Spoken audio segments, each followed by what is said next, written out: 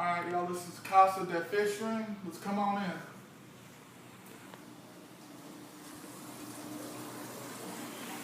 Right here is my driftwood hoard pile because I cannot say no to driftwood. This is my 125 that was being powered by an FX6, which crapped out on me less than a year. Go Eheim. It's being powered now by 2 sponge filters and 2 aqua clears. The aqua clears are not on here right now because I don't want them to hang off the front and just for the purpose of the video, since I plumbed it just for the FX6 hose to fit. Right here we have my ornate mature. There's Tillicum, my rescue Oscar, which he lived in a 10-gallon pretty much his whole life. There's my La Pereardi, I believe that's how you pronounce it, mature. There comes my ornate again because he's a camera hog. And then there's my yellow bullhead that hides till the night. Right here is my laundry sink, which makes fish cleaning and canister cleaning a breeze. It's so awesome. My net holder, which I thought that was cute. And right there is my junk pile. I pray everybody's fish room has one, and it's not just me. There is my water treatment for my whole house and my fish room. If you notice some of my tanks still look yellow, it's because it's not doing its whole job. And then here, we got the chills on because this to me is an aesthetic, pleasing fish room. It's not just breeders and loud air pumps and all kinds of noise. I just like to sit back here and chill. And this room is about 85 degrees right now. This is the longest I've ever been in here with clothes on, so you're welcome. And with 80, that keeps most of my tanks 79, and for some reason my biggest tank stays about 82. Alright, right here is a 75, which I'm no plant master and I'm trying to get the work out. The water's still a little dingy. And it's going to have a Nubius, a swordtail, a plant, and maybe some Java fern, moss growing on this. Right now it's just a disaster. Hopefully it'll be looking good in a few weeks. There's the air supply source of my whole fish room. I don't have it plumbed in like Todd right now. Everybody, this is still going on old school airlines.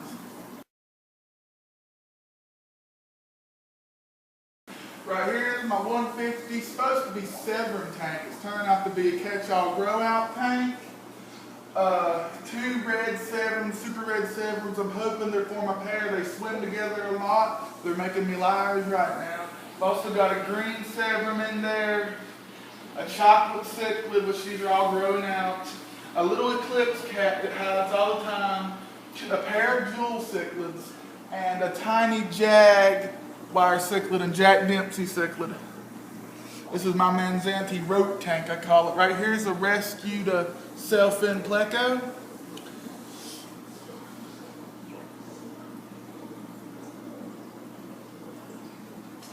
And if you see up in the top, right there is Adam. There is your Sinnoh that is going to be gave to you the night this video airs. Right here, oh by the way, that is powered by FX6, which will be replaced by an Eheim and up for sale soon. Powered by double tap sponge filters. Right here is my Black Ghost knife tank, which you probably can't see him, but he's in there by himself because he grew up to be a monster and was killing every bottom dwelling fish I had. That is a 75-gallon, powered by an Aqua Clear 110 and another sponge filter. Right here is my 225 with Trixie. This is another big rescue. There's a local pet store, fish store. And about since I was a kid, this Oscar, I've watched it grow up and they've kept it in a 20 long. So when I finally got the means to have my own fish room and living on my own, I bought her and she's like one of my favorite fish. Also in this tank is bare bottom, with little flakes of sand in there. And I have a firemouth rescue, 5 silver dollars, a green terror you might not can see that high, and there's my llama, he's a camera hog. I've also got a small Mayan grow out, which is going to get his own tank when the time comes. And over here is, excuse the pronunciation, a characat, which he's going to get a giant as well. This tank here is pretty much a grow out. This will be the Severn tank soon, as I'm getting an 8-foot long by 4-foot wide by 2-foot deep aquarium. Right now, the cost of this fish room, I believe, cost The cheapest tank was actually this one, was $200. And Joey Gordon built the stand. Big shout out to Joey Gordon if you need stands or anything built. Awesome guy. Got my both 75s, I got them for free. The 150 I believe was $80 with the stand. And the 125 I got in trade with Pete DeGregory, which is also a member on the forums. And that's my whole fish room, y'all. I really appreciate y'all watching. And it's budget. They might not match, but I've got everything used, and outside of my dream tank, everything is used and secondhand. Thank you for watching.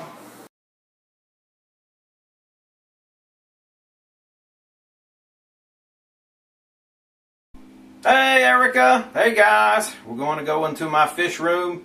I took 2 years to build, still not done with it, but the most important thing about this room, ladies, it is a, say it with me guys, man cave. No women allowed unless you're Erica and my wife. I don't have any choice for that. Well, let's go in and we'll look at the fish.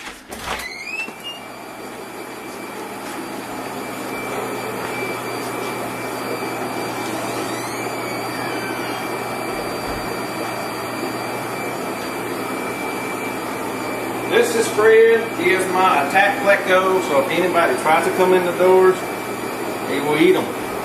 Got this off of Facebook. One of my latest additions was here, the 10-gallon tanks I set up for fry, miscellaneous fry. I got some Victorians in here. This is some Tanganyikans. This is some Ventralis. In this tank I've got some L133s that I bought that I'm going to start breeding those when they get big enough. And Ryan can come over, he's my son, he's taking the video. Right now it's just raising up fry so they get a little bit bigger to go in the larger tank. I did have one leaker when I set it up and I still got to replace that 10-gallon, but that'll be at a later date. And moving right along over here, set up some cabinets for miscellaneous supplies. I keep my bulk bags, bulk food. In here I got the bags labeled by size. I set up the sink because the fish room without water is like a beer without head when I don't drink. But anyway, the whole room is set up on a blower. That is a 25 CFM blower. Actually, that used to run the Aquarium Center of Kernersville for over 10 years, and I got that when he closed down. I had a smaller one out and grew it when I set up these other banks, and this one's a little noisier, but one of these days I'll replace it with something that's really, really quiet.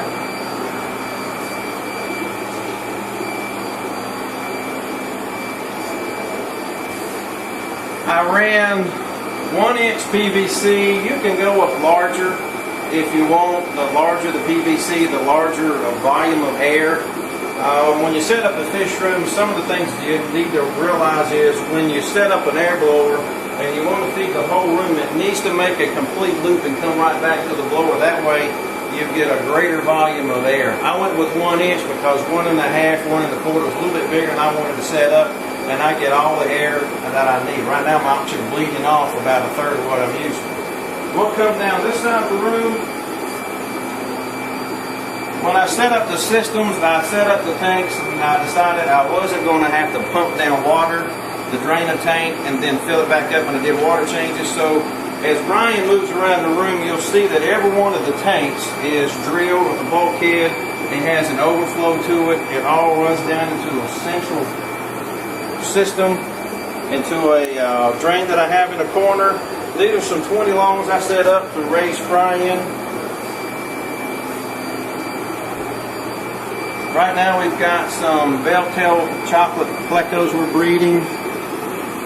Those are some grow out with some guppies. And in this one you'll see the male, if he'll move, he's tending to fry. There's some little ones in there that he's not going to move.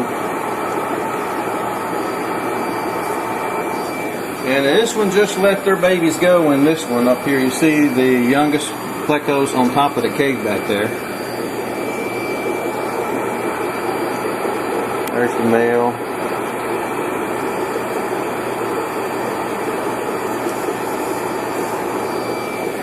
Rest of it's some more grow out. There's a breeding pair of Xenogombis here. I don't want to mess with them because they're holding right now.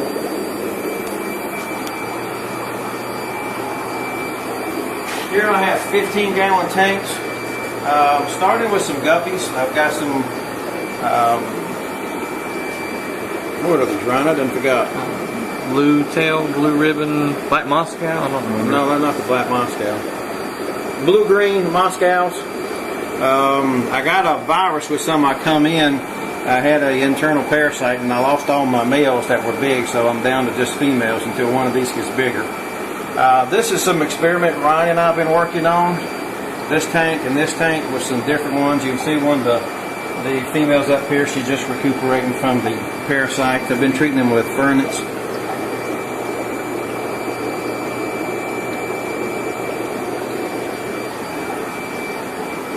And here we have several breeding pair of albino plecos.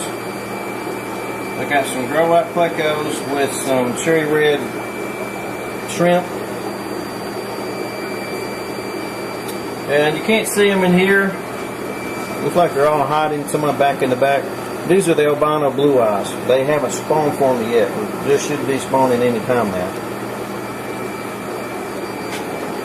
On this side we've got some Impimbi from ventralis. I'm going to have to separate those because one of the bigger males is picking on that smaller male in the back. This 125, I've got another pair of Xenogombis that are wild. I got a pair of Catumba ciprochromis. This bottom tank is wild Chatuda ventralis.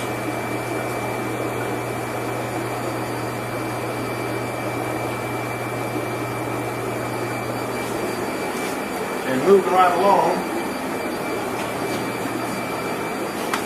got a 220 for frontosa grow out, and I'll show you their parents in just a minute. A couple of male peacocks that were really exceptional. I was breeding, so I kept some of the males because they're really nice. I like to look at them. But these guys are getting to where they're just about to outgrow this tank, and I'll have to separate them and put them in two different tanks to help them to grow a little bit faster, so they won't feel so crowded. Got some more 10-gallon tanks I've been working on to get those set up. This wall, first wall they were put in, I've got 40 breeders, mostly some 30 longs on the side here. I try to keep overabundance of fry growing out in these. It keeps the biological filtration going. I've got 2 of them down now that will spring a leak. These are some grow out. These are some grow out. All these up here are grow out. Got some Demasoni. And Sobo Deeps that won't breed. Somebody can buy those if they want them. These are the breeder Demasoni, Ruby Green Victorians. My color 500 peacocks, and I try to keep my breeders down where I can get to them. That way I can strip the females a lot easier. SP44s, really exceptional quality.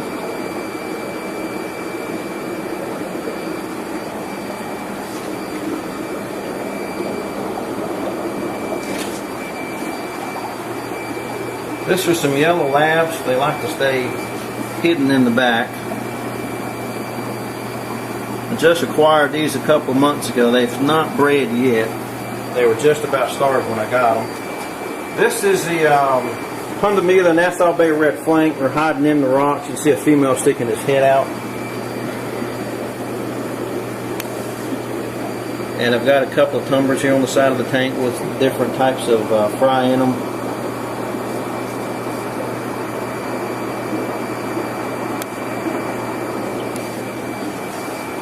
Got some red-capped Lethrinops. Ryan, get a picture of that male back in the back.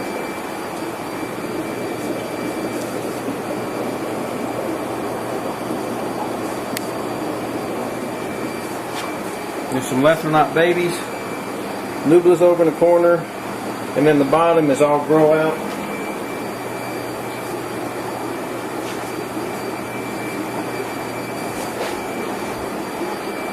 Ready? Here in this 75, I've got some Haplochromis Doterions.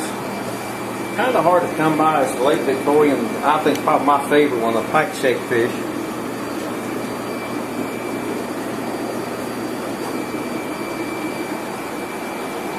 $90 gallon ballast, just holding 2 extra males. I'll put something else in that later. 40 breeder up here. It's got some large red flank that I grew out males. They're ready to be sold. On this side of the room, I've got the lights, but I don't have the bulbs in it yet. This is some Kagoma furcifers. You can see the big sand pit in the back. Started out with 4 pits, got down to 3, then I got down to 2, then I got down to 1 dominant male.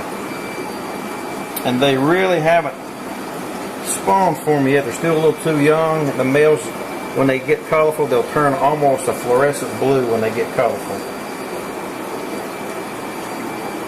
In the bottom, I've got the adult of the frontosa we just seen. This is wild 7-stripe frontosa. I've got 1 female here that spawned about 3 days ago.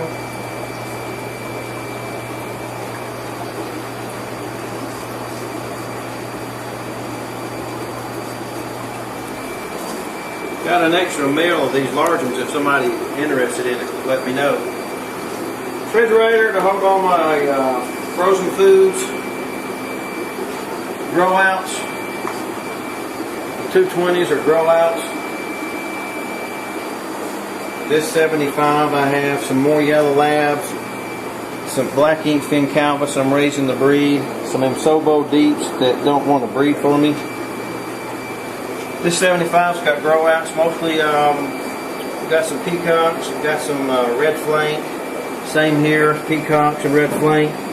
And this is it's kind of a rare Lake Victorian. They love to stay in these pots. These are trichlochromas. I've got 4 of them in this tank, and I've got a pair up here, and I'm trying to get these guys to spawn again for me.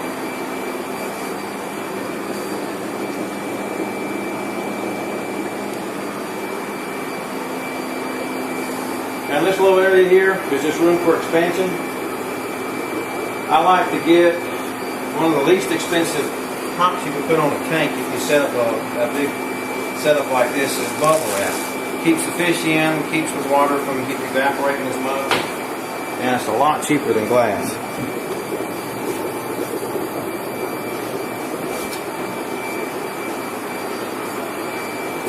So I think that completes our tour.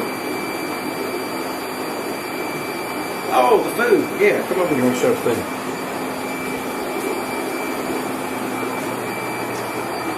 I buy most of my stuff from Ken's. It seems to be the most economical and some of the best quality. I start mine out with, when they get big enough, with a 0.5 millimeter, the green granules.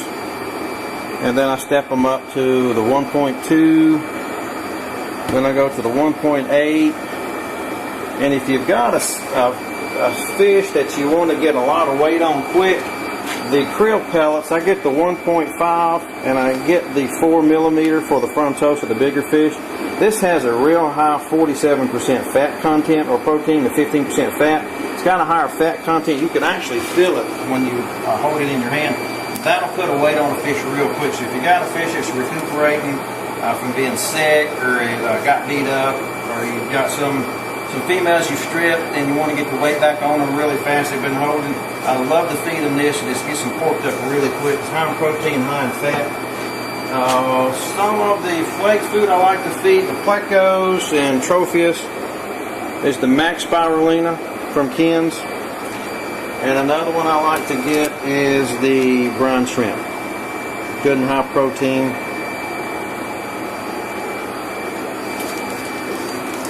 Oh yeah, forgot this. The water. We mentioned once that everything you see, right, follow me. Everything is drilled. Everything runs down to one corner of the room where I put a drain in the floor when we pour this concrete. And when I want to change the water, I have 2 timers.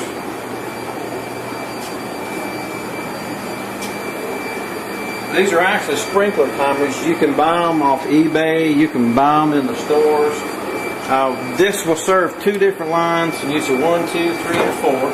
I can actually have teed off here and went over to the other room to add more timers at a later date. But these are set to go off at a certain intervals. One of them goes off at 5:30 in the morning, then number 2 goes off at about 9:30, then this one about 10:30, and then number 4 about 11:30. It runs for about 20 minutes. That's a partial water change, so I made my own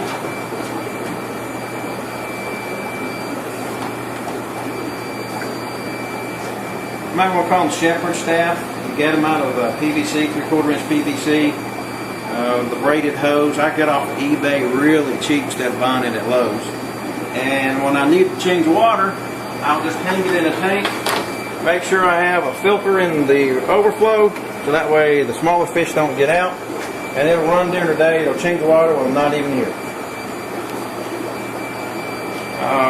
On the other hand, a big tank like the 220, the 125, I will manually change these. I'll pump this down to about right here, and then I'll fill it back up. A lot of fish, as everybody knows, have a lot more waste, and I have to change it a lot more times. So a 20-minute water change once or twice a week is not enough for these guys. About every week to 2 weeks, I'll pump this down about 2/3, fill it back up, and that seems to suffice them. The 125s, well, if I got a lot of fish in one, right now I don't. I usually will use these hoses and put 2 in there. That way it gets 40 minutes in one day. And if I don't feel like that was enough, I'll just leave the hoses in there. And the next day when the timers come on, it'll do another partial water change. Or when I come home the day at work, all I got to do is go up to the manual button, hit the manual button, and it'll run for as long as I want it to, and it'll automatically shut off. So, that concludes our tour of my fish room. Any questions, please feel free to ask.